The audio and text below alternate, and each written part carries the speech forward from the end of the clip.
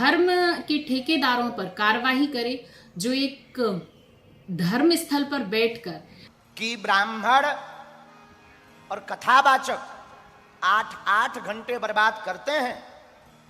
सार क्या निकलता है? न कटा तोरो बाप निकल। एक कथा के आयोजन से कितने लोगों को लाभ नहीं।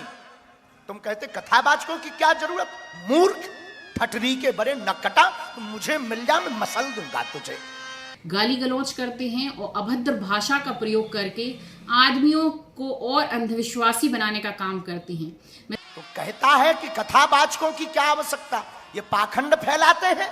कथावाचकों की आवश्यकता है। इस देश में लाखों लोगों का घर बच जाता है कथा सुनने से। नशा छोड़ देते हैं कई लोग, मदरा पान करना छोड़ देते हैं कई लोग, भोजन करना छोड़ देते हैं। कभी बागेश्वर धाम का पता करना, बीना सागर मध्य प्रदेश और अनेक अनेक जिलों में जहां जहां कथा हुई वहां 50% लहसुन प्याज और मांस की बिक्री कम हो गई। मैं चाहती हूं कि धीरेन्द्र शास्त्री पर कार्यवाही हो। जिस तरीके से वो गलत भाषा का प्रयोग करती हैं और महिलाओं को, और हम तो समाज से कहेंगे, मध्य प्रदेश के लोगों से, I request all of person my dear, पूरे लोगों से प्रार्थना है कि ऐसे लोगों को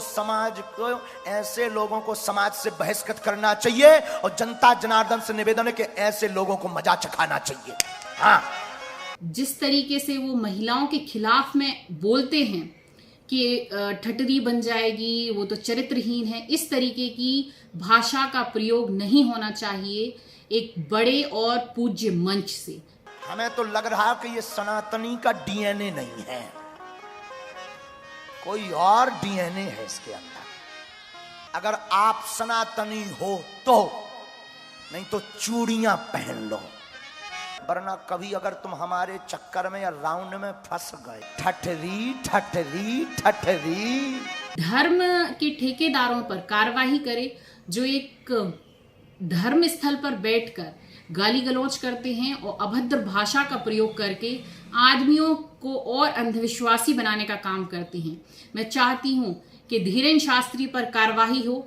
जिस तरीके से वो गलत भाषा का प्रयोग करते हैं और महिलाओं को, और जिस तरीके से वो महिलाओं के खिलाफ में बोलते हैं कि ठटरी बन जाएगी, वो तो चरित्रहीन है, इस तरीके की भाषा का प्रयोग नहीं होना चाहिए एक बड़े और पूज्य मंच से। बंडा में जो रेप की घटना हुई है वो बहुत ही निंदनीय है, क्योंकि उस बच्ची के साथ रेप हुआ और जब वो रिपोर्ट लिखवाने गए तो मुश्किल से उसकी एफआईआर दर्ज हुई है, जबकि सुप्रीम कोर्ट ने साफ कहा गया है कि अगर इस तरीके की कोई घटना होती है तो ऑन द स्पॉट उसकी एफआईआर होनी चाहिए। और जो एफआईआर दर्ज हुई है वो भी सही धाराओं में नहीं हो पाई है, क्योंकि उस बच्ची का पहले किडनैपिंग हुआ, उसके बाद रेप हुआ। ऐसे में उस परिवार को धमकाया गया और डराया गया। ऐसी स्थिति में मैं मांग करती हूं कि उस एसपी और कलेक्टर पर कार्यवाही हो और उस बच्ची के लिए, वो पीड़ित परिवार के लिए सरकार अपनी तरफ से आर्थिक सहायता दे और उस बच्ची की शिक्षा दीक्षा और नौकरी की जिम्मेदारी ले, क्योंकि उस बच्ची को अभी सरकार की मदद की आवश्यकता है।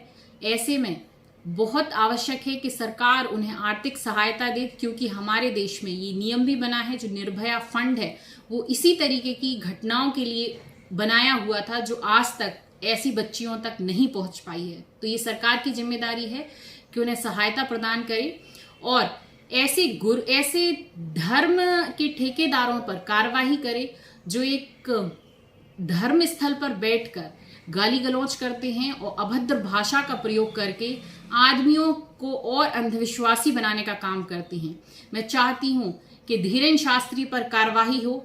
जिस तरीके से वो गलत भाषा का प्रयोग करते हैं और महिलाओं को, और जिस तरीके से वो महिलाओं के खिलाफ में बोलते हैं कि ठटरी बन जाएगी, वो तो चरित्रहीन है, इस तरीके की भाषा का प्रयोग नहीं होना चाहिए एक बड़े और पूज्य मंच से।